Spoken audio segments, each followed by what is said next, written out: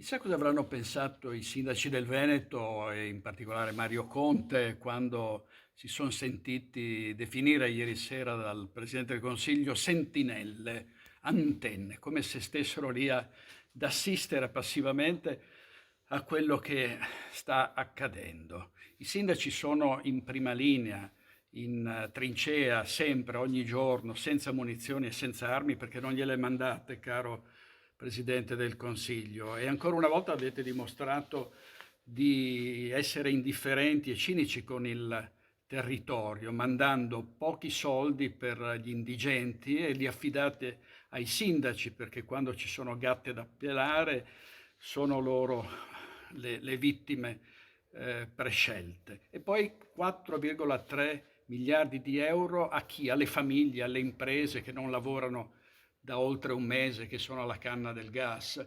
Vi sembra che possa bastare questo in uno Stato che addirittura dovrebbe mandare le mascherine e i respiratori e non lo fa per questioni burocratiche con la Consip che ferma tutto questo materiale e non lo manda a destinazione. Ecco, questo è lo Stato centrale.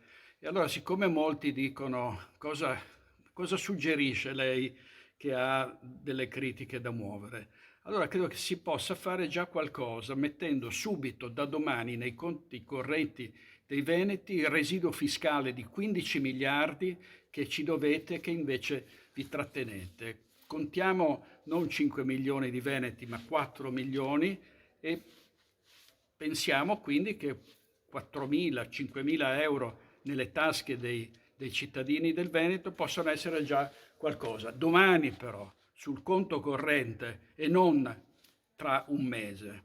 Spero sia chiaro, Presidente del Consiglio.